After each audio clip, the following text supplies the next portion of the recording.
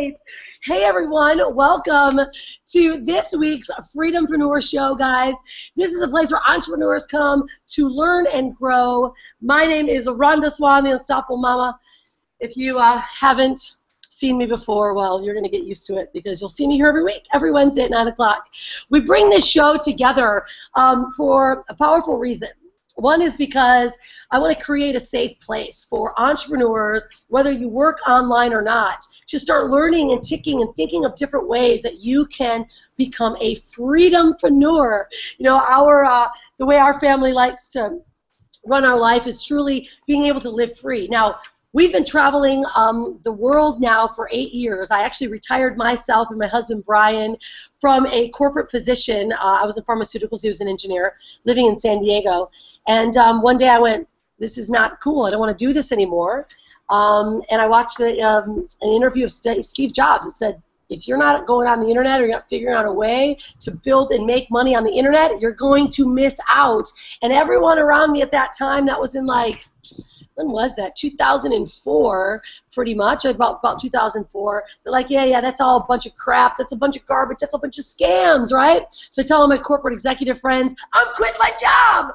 I just retired myself from my corporate position. And they all went, yeah, right. We'll see you go back to your job in 3 months. And that's exactly what my boss said. She said, I'll hold your position, Rhonda, because you're making multiple six figures here in this pharmaceutical job, and you've got all these great things. And I said, no, I'm not going to be back. So sometimes, guys, you know, that power of disbelief fuels you to make things happen. But more importantly, it fueled me, guys, to take my life under control and to have the ability to never put my daughter, Hanalei, in daycare. She wasn't even born yet. But that was my vision. That was my value. So what we decided to do, guys, is start traveling around the world. I retired Brian from being an engineer. And we've been doing this full time, working online. And our mission is to inspire and to encourage more families to travel so their children can not live through a textbook, but so that they can live through the eyes of real culture, right? And to really learn what the world's about, because it's a small, small world, my friends. And if we can learn that and show our kids how to explore and to respect cultures from around the world, and then teach them how to be an entrepreneur, sovereign, and a freedompreneur, meaning that you take your life, your income in your own hands, you're not dictated by, I like to call it dangling carrot. If you're in a job, I'm not insulting you, I'm just speaking the truth. I was living the dangled carrot lifestyle, guys, for, you know, yikes. Well, that's interesting. So that sometimes happens when you live in Bali, Indonesia. Oh, man. Our big vase just broke behind us. Well, there you go. See, now we've got my daughter here. This is the cool part about actually being a freedompreneur. I have to reveal everything. You guys get to see this today because we don't always show this. So my daughter Hanalei is waiting. There's my husband Brian Swano, if you know Swano. Hanalei, don't go over there. See that? That's what broke. That was a vase. And my daughter Hanalei's got parasites. She's home from school today. And I know it sounds kind of gross. So I actually have to pre-frame everyone what that means. When you're traveling around the world, Hanalei, say hi to everyone. Say hi to the world. She's a little gray. She doesn't have a little tan as much as she does. She's got some buggies in her belly, and they're making her feel yucky. They hurt so bad. We're going to go in the room, and we'll come in and rub her tummy. And that was the blessing. So, guys, this is a real live show, as you can tell. Real stuff happened around here. We don't stage it. Hi, baby. The wind, but I have a big, huge window in front of me, and the wind started to blow, and it blew that vase off. I do have a guest, by the way, today. I'm just diverting a bit. Tanya, you're holding tight. I'll get you there in a minute, girl, because I know you got kiddos. You know how it works. But, guys, this is what happens. You know, we travel around the world, and Hanalei we all got parasites, because that's kind of what happens. Little amoebas, little protozoa that get you in your body. And if your immunities go down, sometimes they can take over. Your white blood cell count can't grab them and eat them up. And what happens? You get a little funky. Your belly gets messed up. But that's actually what happens when you travel the world. You eat crazy foods in the street. You drink some water that might be funky. But it makes you stronger. It makes you stronger. So what I love the most about being a freedompreneur is that Hanalei was down and out yesterday, and we all sat in our pink room, and we all had our computers. She was able to rest. We all sat together, and we worked together. And to me, guys, that is freedom.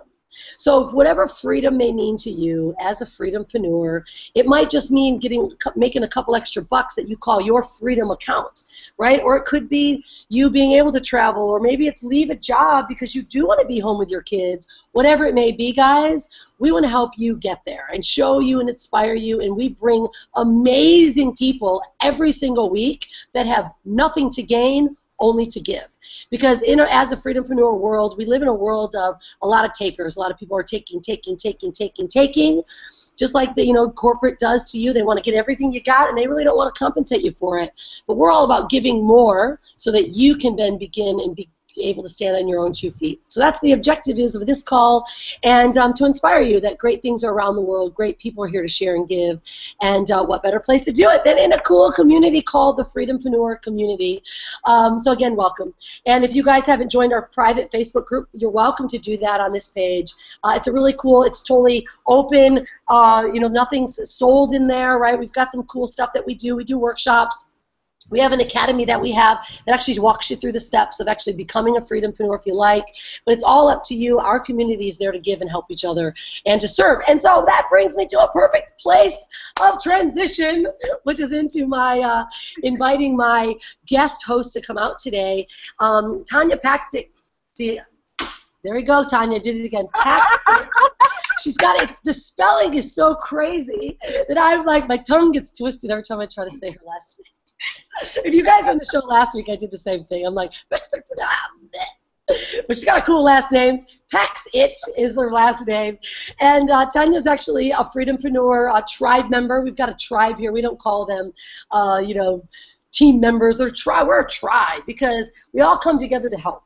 Right? And tribes do cool things. I'm American Indian, and my family was really we lived in a tribal style way where you had all your family around and your neighbors. Everyone was there to help each other. And I truly believe that inside of each other, we all were really meant to live off of each other and to help each other. I think that's what humanity's about. And we forget that when we start getting locked into our day-to-day. We get locked into going to our job, and it's all about us. We get really selfish, And so it's great to be in an environment of people that want to help each other and share. So I wanted to have Tanya out here today because she's just an amazing woman. She's known as the Truthpreneur, has actually been a serial entrepreneur for over 15 years. She's a coach. She does some really great things for entrepreneurs, helps you become a lot more productive, and creates clarity in our mindset. And I think that's something huge, and that's really why I wanted to have Tanya out, because inside the group, Tanya, like last week or a couple weeks ago, you're like, guys, what kind of help what areas do you need help in? Marketing, clarity, productivity, and you had some great perspectives. I know you've got a new book that's either just coming out or just came out that we want to talk about too, but I want to learn a bit about your entrepreneurial journey and then how our followers can really tap into some of the knowledge you've got. She's got a free giveaway today that you guys get access to, and I love to bring out our tribe members because I have I'm going to be sharing some more of this for you guys later, but I've got like this path that I see for our tribe members and what a freedompreneur should be. It should like come in the door unknowing anything, and they start learning, building. Maybe you might work with another company as affiliate because that's an option, or you might create your own stuff. You might have a blog, but then I just want to say, get out. Get on your own and create your own stuff. It's almost like kicking them out of the door, but then they come back and they come to serve. And it's like the ultimate mama way to let the birdies go, I never like anyone to leave, but I love to see everyone grow. And so, Tanya, I want you to come out here. Welcome to the show. Welcome to the tribe. And share a little bit about, I know you've got 3 bubs at home. You got 3 kiddos and a doggy, a bull, and a man. Is it a pit bull or a bulldog? What was your dog? A pit bull. A pit bull. All right. So she's got a full family. And here you entrepreneurs and being a great mom in the process. So come out here, girl. Welcome to the show. What's going on? There you go. I love it. So how is the weather at your home right now? I am buried in snow right now, and a little jealous. I know I'm sweaty. And usually, I'm caking on some makeup when I get on these shows because I was so sticky. Yesterday, I did a video and I was on my motorbike. I'm all dressed up because I had to film. And I'm on my motorbike with all this makeup so I didn't, drip everywhere. I'm like, oh, this is a disaster. If people really knew what the Freedom-Preneur lifestyle was like living in the tropics, they would punch me in the face. But because they were like, yeah, whatever. We're buried in snow. Yes, and I have long sleeves on, and you're all relaxed. I was telling Brian earlier, I'm like, yeah, good luck with that. Look at what I look like. I love it. Well, would you mind sharing with everyone, Tanya, your entrepreneurial journey, how you started, and maybe a couple of the difficulties you may have gone through, especially with having a family? Because I know a lot of our followers are women. A lot of them are women. Of course, there's mostly families. We've got a lot of travelers that are either looking to take the leap, they've already done it, and we want to share some inspirational stories and then teach them a little bit of something too. Absolutely, absolutely. That's always fun. So my journey's been an interesting one. I can remember as a little girl, I always loved to play with Barbie dolls, and I always played the entrepreneur. I was always talking and teaching and all that good stuff. But, society teaches you, and conditions you how to live. And so I thought I needed this house, husband with a suit, white picket fence, right? And I got a husband that's has paint and dirt because he's an airbrush artist with not a picket fence, a pit bull, which is supposedly dangerous, right? And so I had the total opposite. And I corporate America, all that great stuff. And I got my education. They told me I needed to get my degrees. I followed. I did exactly what they said. But all the meanwhile, I had that dying, that dying feeling inside where I'm I just don't feel like I'm worth much because I'm too scared to jump out. But at the same time, I knew I wasn't living what I really felt like I was called to. I know God created me for a reason, but I'm it can't be working corporate America. I wasn't conditioned, right? So unfortunately, what ended up happening was, I was pregnant we just bought our house. I was pregnant with my daughter and kissed my husband, went off to church, and a couple hours later, when I got home, I got the knock on the door, and the police were boom, boom, boom. And I said, where's my husband? That's all I could say was, where is my husband? Where is my husband? And I was screaming, where is my husband? And they're like, ma'am, can you come in? And I'm like, no, I want my husband. Where is he at? And I just felt, that pit in your stomach where something is wrong. Yeah. So I had been dabbling a little bit before then, a little bit of, selling little products here and there, affiliate little stuff, but just tasting, never really believing that I could do anything, but just kind of dabbling because I wanted something more. Well, at that day, when they sat on my couch and told me my husband was murdered in a hit-and-run motorcycle accident on our 10th year anniversary, I had just been able to tell him hours before that I was pregnant with our daughter. So at that moment, it was rough. It was rough. And I said, and this is the thing that really got me and why I began to live, was because a week before he passed away, he told me, I want to begin living. And he worked at Staples, and he did, he was management, pretty good job, and it was okay. So, the average 60, 70,000 a year. And he said, I want to go do motorcycles and I want to start my own business. And I said, let's do it. And right before, it's that moment when you say, I'm going to do something, and then it gets snatched right away from you. And I said, okay, I can't do that.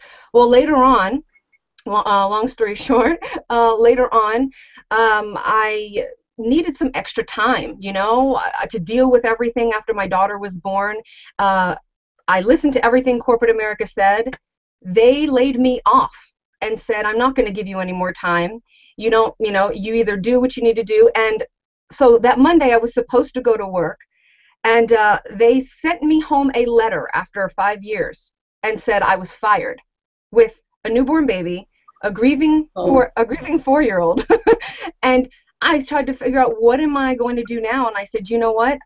I'm going to, in other words, balls to the wall, right? So I did it. And I said, I'm done. I will never, ever, ever work for anybody ever again, and I will never have anybody control. So I started my journey as a photographer because I loved photography, graphic design, and at that point I had no idea, I had no pictures. I had no pictures. I didn't have any pictures of my husband really and family, and so I had a mission. I had a mission to start off helping people remember their memories and remember those moments. And so that started it. That's why my little tagline is always follow your passion, because it's the pathway to your destiny. I would have never thought I would have been coaching right now, starting from photography. So that was my short journey. Felt long, but my journey. Wow, you know, I'm so sorry to hear that about you. I didn't know that. Isn't it amazing? We make sure that, you know, sweetie, if you could mute, yeah, there you go. Seems we were getting a little bit of a reverb, but it could be for something else we have. I didn't know that, but you know, it's really crazy how the universe or God, you know, whatever your beliefs are, really throws you something, and it shifts the whole pattern of our life. And it's up to us to really look at, you know, what that golden lesson may have been. And you know, it's interesting. A friend of mine shared this with me, and I want to share it with you because I always ask those questions when things are at probably one of the worst times ever. You feel, you're like, gosh, how could this possibly happen? And you always have to think there's a reason behind it, and maybe that person that was in your life had just something to complete at that up until that moment, and then they were free, right? And that was the only way that I've been able to ever accept a situation like that, especially when it's children or parents or whatever it may be. And then you know, you start to look at it and say, wow, everything that's ever has happened to us has led us into the right path. And I'm inspired by you because that's powerful to think. I mean, you're a true testament to, truly following your passions and not getting in the way, because you could have easily sunk down and said, okay, I'm going to put all my kids in daycare and I'm just going to get a job, because that's easy to do. And how did you transfer from, you know, it was like that control thing, because they took advantage of you. So it was actually a blessing that your job did fire you. Yeah, you know, it was, but you know, even it would have just been maybe a little bit of security, I guess you could say, over that time, over that process. But what the death and everything essentially did is I actually allowed it to ignite something within me.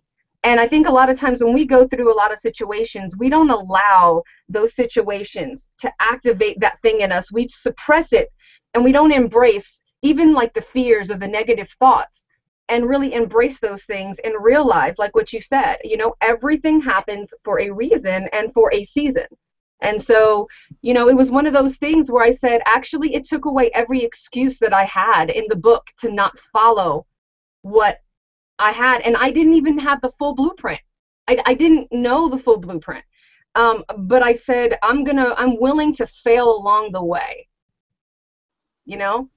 That's powerful. So then you stepped into then teaching people how to, well, you started with photography, then you started coaching. Now, so where are you at now? What are you doing now to really serve the world and ignite your passions and keep sharing it with the world?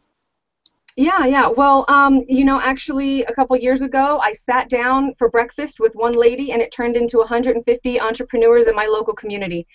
Once that happened, you know, that thought process of the photography was not really what I wanted to do anymore, because it was just that transition. So I figured, okay, I got to get online, right, to be able to scale and leverage.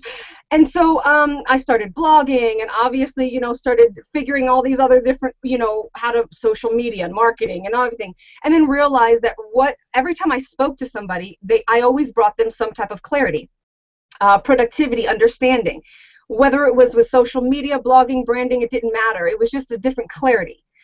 And so it allowed them to be able to tackle and strategize better. And so I began now opening up group coaching and personal coaching to help individuals either, one, get a clarity, like a simple clarity call, coach them through the process of whatever they're trying to launch or however, or at the same time, just give accountability. So if they have a certain goal they have to reach, I then put even down to the minute, to the second, of how many hours can they work on their vision a day, and what income-producing activities do they need to accomplish within those time frames, and then I hold them accountable to those actions. So that's exactly what I do now. think so many people need, it's just even the accountability part that some people just, it's lonely in this online world sometimes. And when you have, it is. Here I am in my office. I got Brian, I got, Todd here. We all work together, but it's like, you got to get yourself in motion and hold yourself accountable. It's really kind of cool. This last week when you put your post up about clarity and productivity, I'm like, okay, cool. So then we got another girl, Ezra, in the group who's like, guys, I am taking charge.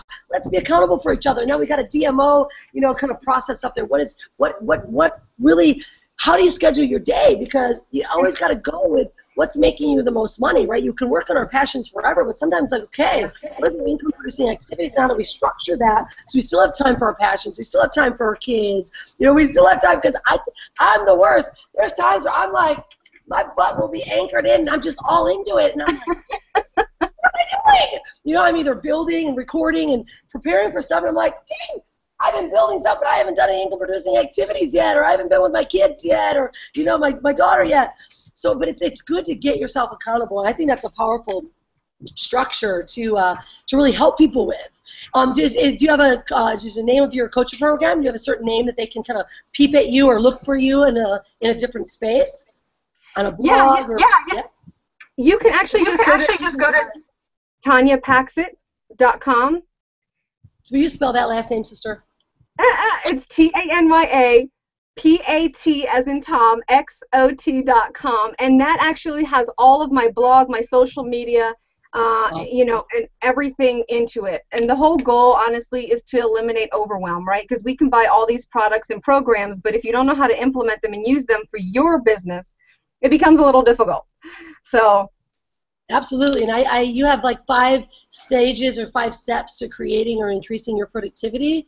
Is that something I saw you sneaking out a video about about the call? Sneaking? I guess you can't sneak on Facebook, right? Exactly. No way. You want to share those tips with everyone? Yeah. So I have the 4 stages of entrepreneurship, right? Or you can use these because you're going to reuse them all the time, right? They're ever cycling. Okay, so whether you're doing a product launch or anything like that. So, and then I'm going to give you just a couple questions to ask yourself. So definitely keep watching this replay, but ask just a couple of questions to ask yourself at each stage.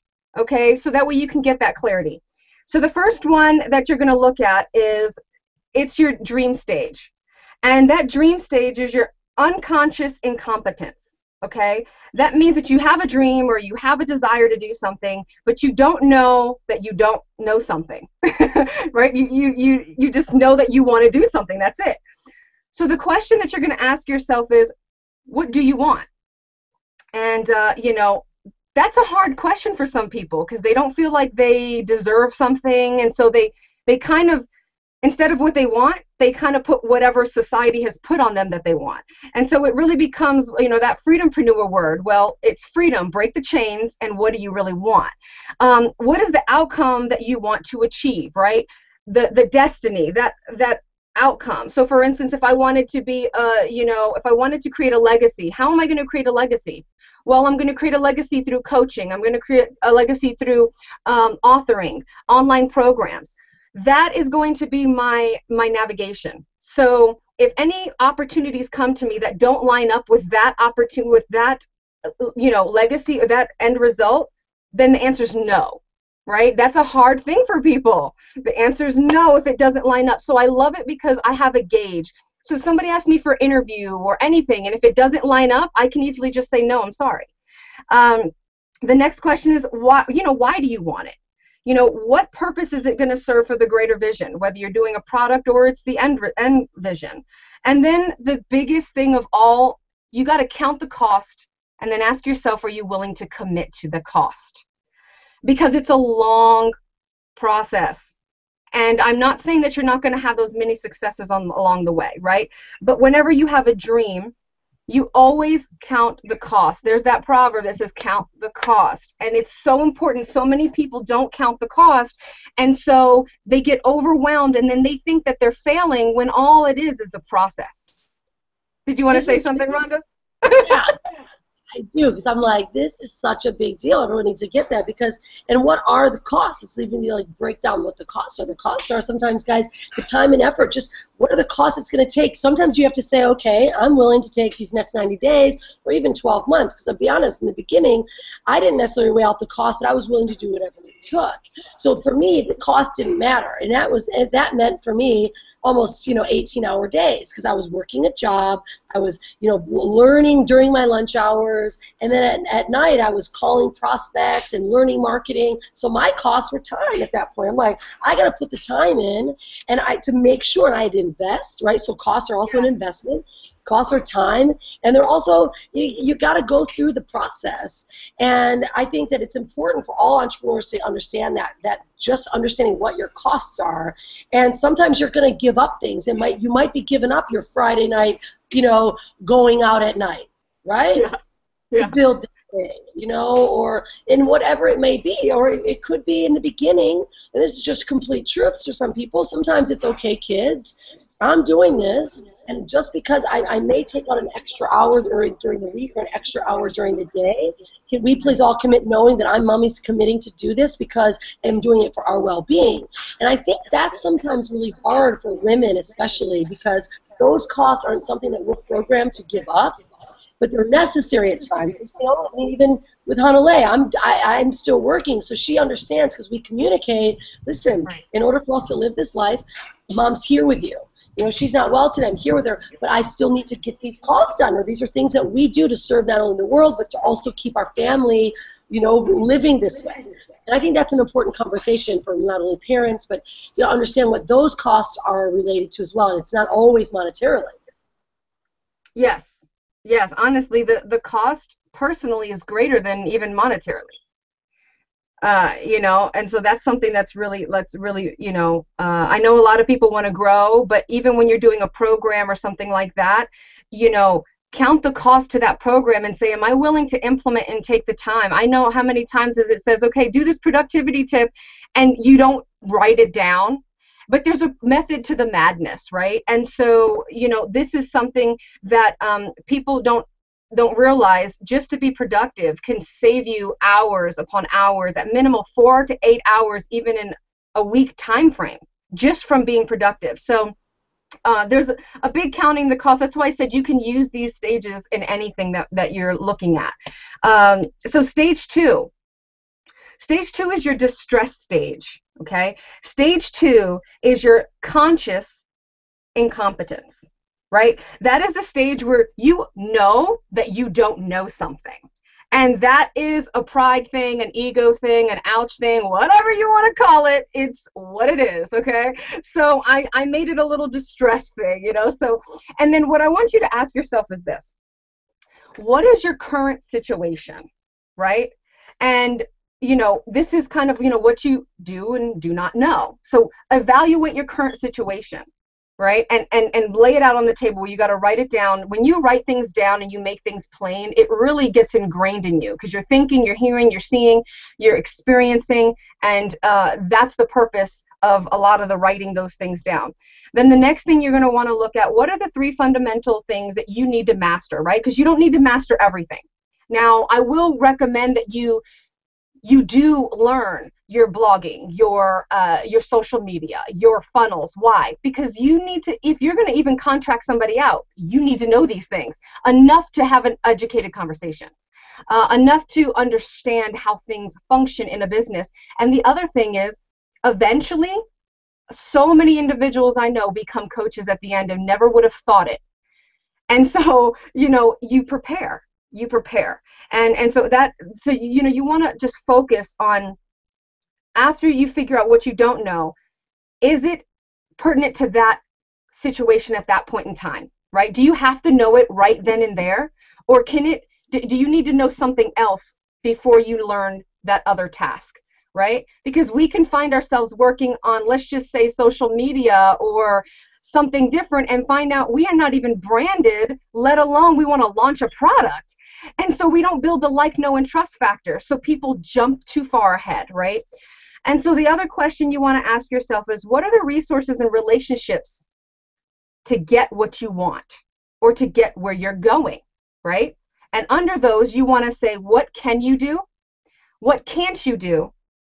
And who will you learn from? And so I wanted to really point this one out, right? So one, community is very, very huge, very, very huge. And a lot of individuals, they don't want to show that they're at the beginning stages or however. Let me just break it down to you. You're always at a beginning stage. At some point, after 15 years, I'm still learning new things, right? And so just get rid of that mentality or you're not going to grow the way that you need to grow. And so the other thing is, when I first started, I wanted to follow a gobillion people. I got on everybody's list, and it was a smorgasbord. And you know what I realized? I still had that face, and I had the consumer mindset. See, when we are out in the corporate world, we have that consumer mindset. We still buy off of pain or gain. There's only two reasons why we purchase. And so what happens is I realized that I was still in a consumer mindset where I was in a consumption and I had to consume everything. That's not correct, right? So you're going to get the things that you want, and you're going to follow 3 people maybe in those different niches, and you're going to follow them until you can't follow them anymore. You're going to get all their courses. You're going to Facebook them. You're going to tweet their stuff, get on all their free webinars, get all their free ebooks. That's what I did with Rhonda. Like, I got all her stuff. I'm sitting there, purchasing this, getting on the team, constantly active in her Facebook group. I got her attention. I'm constantly giving value. I don't ask anybody for coaching. I just pour with nothing in return. And so that is something that I did, and it stops overwhelm. Stop following so many people. Just follow the expert that you want to follow in that area, and they don't have to be 6-7-figure income earners, high ranking, where they're not tangible. You can get people that are on their way up, which are actually really awesome too, because you get to then tag team and build with them. So did you want to say anything after that? Yeah, because that's a really big piece of advice, and that's actually how I developed and grew so much, is because I came in and I was just following everyone. I was like, whoa, I was so bombarded and following everyone's message, and I found that I wasn't being myself either. And I started following so many people that I started now compromising my values and what my brand really wanted to represent. And then I realized, whoa, unsubscribe, unsubscribe, unsubscribe. Buy one course, follow one course until successful, focus, buy one course and follow that one until successful, right? Yeah. And then what I started to do also is get an accountability partner, and then working with other people that were still on the similar levels, and if they had some knowledge that I didn't have, we were like both lifting each other up, because I never want to be the smartest person in the room. That's why I absolutely love our tribe, because I keep very smart people around me. I'll be the first to say, I only know what I know. I know a little about a lot, and I know a lot about a couple things. But when we have so many great people around us, then we just grow so quickly. And that's a big piece of advice, though, for everyone, especially brand new entrepreneurs, especially working online. You start, poking around in other people's blogs, because that's where you'll learn a lot. But then you keep getting their emails, and then you become that consumer mindset. You're like, oh, maybe I should get this. Oh, maybe I should get this. Yes. And then there's no focus whatsoever. I actually have to turn off all of my notifications. If I turn off all notifications, I can get a power hour done. I get 4 hours of work done in 1 hour. I mean, I was cranking out videos, yesterday. I'm recording. I had no bother. And I was like, man, I just created a whole product in 1 hour. But it's powerful. It's a powerful piece of advice for any new entrepreneur. I absolutely love that piece of advice. Yes. And connecting with relationships, the other good thing is, you create a product, you don't have a whatever. Hey, would you like to, join with me? Maybe do an affiliate. Would you like to maybe teach this course? I'll give you 300 or 20% or whatever. And you start working and leveraging one another's gifts. That's right. And it's really, really awesome. So, were you going to say something? No, go ahead. No, you're good. I'm like, mute up because the dog starts to bark. Oh, okay. All right. So then the third stage is your development stage, right? And that is your conscious competence, right? That is that you know how to do something, but you haven't yet mastered it. And this is going to throw some people off. But your question you're going to want to ask yourself is, do I need to master this skill? Because you know what? The truth of the matter is you don't have to master every skill, right? So this is where you start to be able to contract out and to leverage VAs or, being able to just leverage other avenues, right? So, for individuals, you want to be educated enough to be able to handle it and do certain things yourself, even basically. So just in case, you have a fire, something like that, and you're like, okay, how do I put this out? You don't want to have to rely solely on individuals, but you also want to be able to scale up. And a lot of times scaling up there's going to be a lot of things that you're not going to master in order to scale up. You have to be wise.